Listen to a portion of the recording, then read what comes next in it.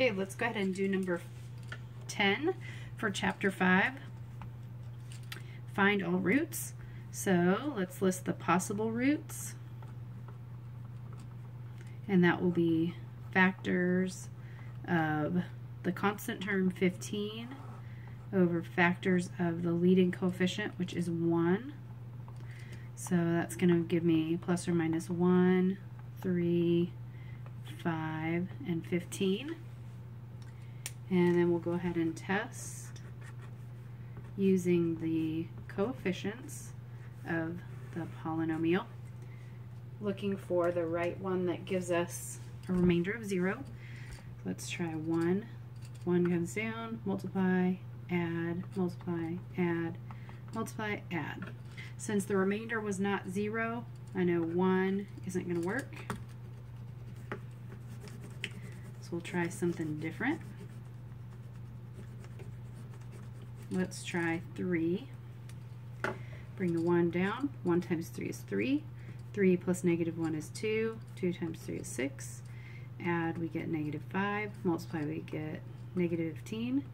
Add, we get 0. So my roots, I've got x equals 3 is one of my roots. While I'm thinking about it, let's figure out how many we need total. Since the degree is 3, we will have 3 total. So there's our first one. And then let's rewrite. So I take x equals 3, turn it back into a parenthesis, which becomes x minus 3. Take my quotient row. Remember, that's my constant, x squared. So that'll be x squared plus 2x minus 5.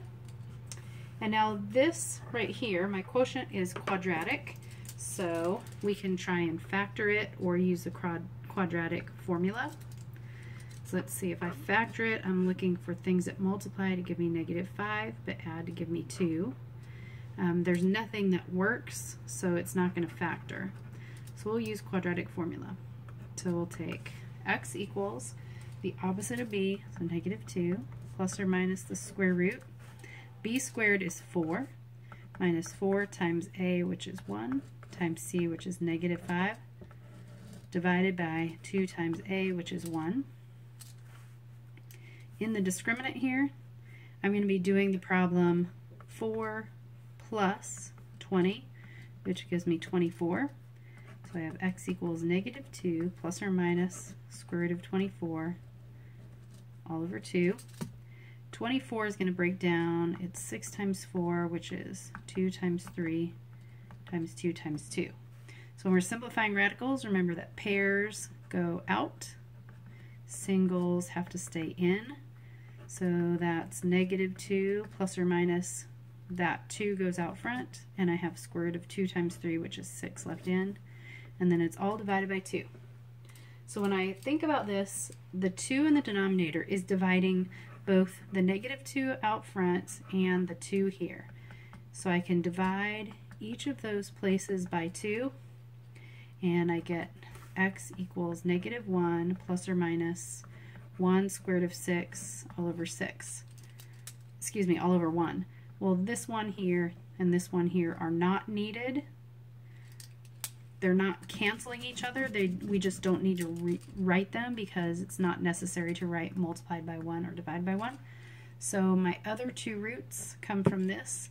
They are x equals negative 1 plus the square root of 6 and x equals negative 1 minus the square root of 6.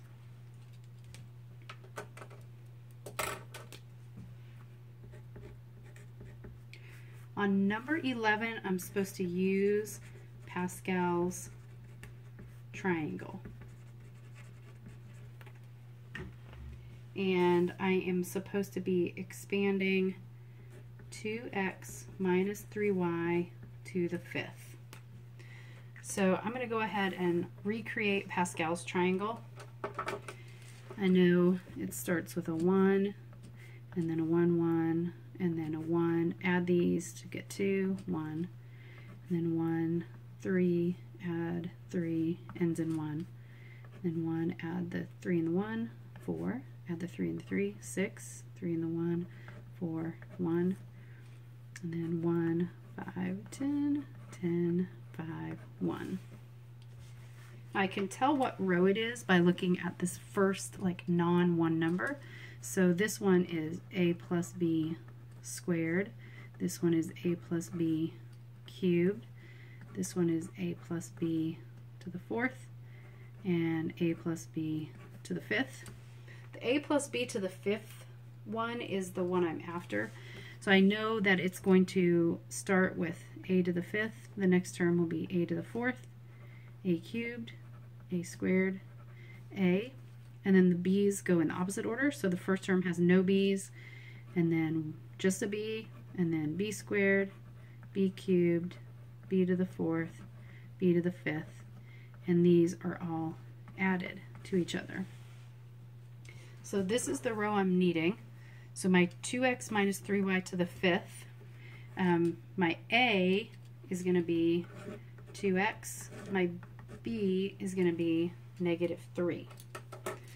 So I will have 1 times 2x to the 5th power plus 5 times 2x to the 4th, and then a b, which is negative 3y, and then plus 10 times a to the 3rd, so 2x to the 3rd, times b squared, so negative 3y squared, and then 10 again, a squared, so 2x squared, b cubed, so negative 3y cubed, plus 5a, which is 2x, and then b to the 4th, so negative 3y to the 4th, and then plus 1 times negative 3y to the 5th. Yikes.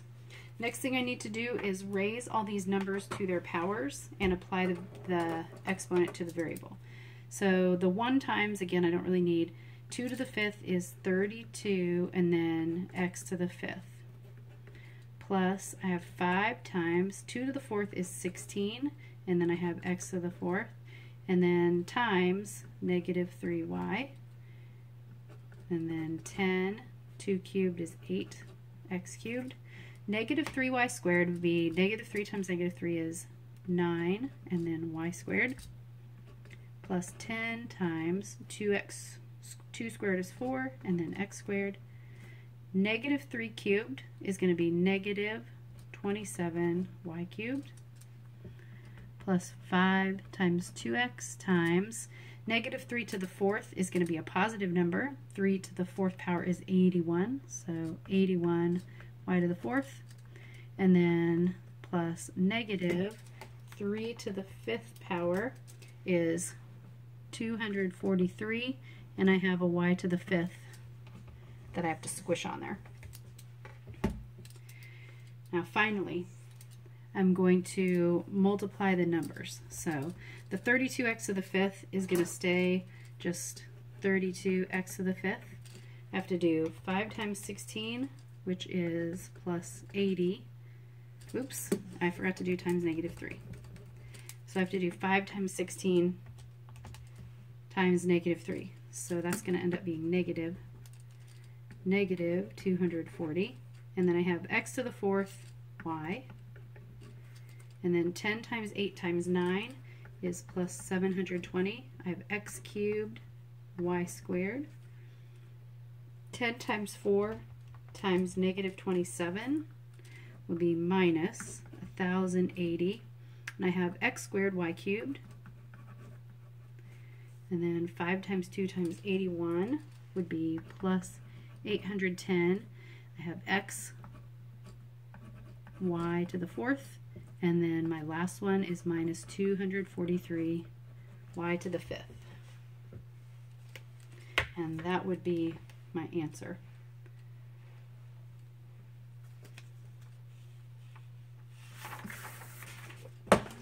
On the next problem, I'm supposed to determine, so this is number 12, determine if the data fits a linear, quadratic,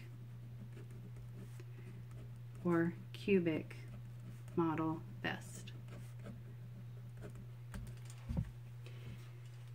So A, which is the best fit?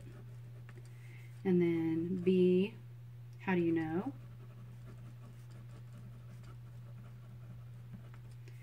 And then C, write the equation. Okay. So what we're going to do is we're going to need to go into stat edit to type in our data. Our data is ordered pairs. It's -5, -60, -1, -5, 0, 0.5, 1, 8, 5, 17, and 10, 32. So where we go for that is stat and then edit. So stat, we want to go to edit.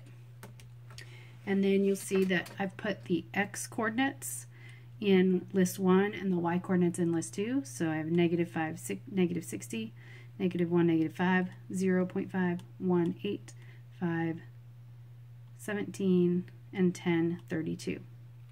So to know which model has the best fit, we're looking for the r squared value that is closest to 1. So how do we know which is going to be the best fit? Because the r squared value will be closest to 1. So in order to know that, what we're going to do is we're going to figure out the linear, quadratic, and cubic r squared values. So we need to go to stat calculate, and we're going to choose number 4, linear regression, and hit enter. And we'll record our r squared as 0.7897. And then we'll do the same thing for quadratic. So stat calculate, we want number 5, quadratic reg, and enter. R squared is 0.9687. And then again, stat calculate, cubic, enter. And r squared is 0.9995. So which model is the best fit? I'd have to say cubic, and the reason is the r squared value is closest to 1. Then to write the equation, we have everything we need on our screen here. So it's showing us ax cubed plus bx squared plus cx plus d. Then it tells you what a, b, c, and d are. So all we need to do is take these numbers and replace the a, b, c, and d. So the equation would be y equals 0.0612 x cubed minus 0.9276 x squared plus 6.1846 x plus 1.751, depending on what your instructions are for rounding. I just went to 4 decimal places. Our last problem,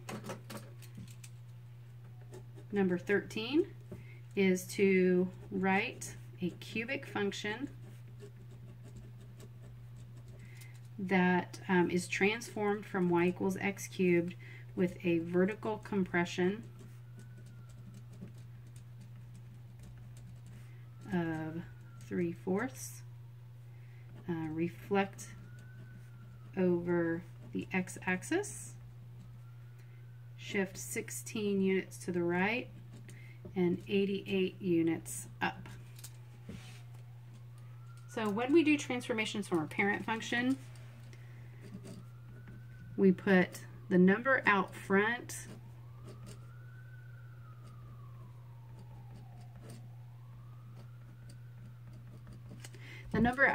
is the stretch or compression. It's a stretch if it's bigger than 1.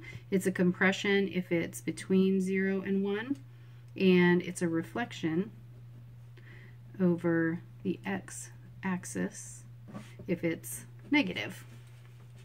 Then when we have plus or minus a number, this shifts left if it's added, right if it's subtracted, and then the number at the end shifts up if added, down if subtracted. So what we're needing to do is a vertical compression of 3/4. So that's going to go for a vertical compression. Reflect over the x-axis also goes in that same place. That's going to make our number negative. 16 to the right is going to go in the right, and 88 up is going to go at the end. So our equation is going to end up being y equals, we need a negative 3/4 to give the compression and reflection, so negative 3/4. And then to shift 16 to the right, that's going to go inside with the x, and since it's right, it's going to be subtract, so x minus 16 cubed makes it a cubic function, so don't forget your cubed. And then we're shifting 88 units up, so at the end we will add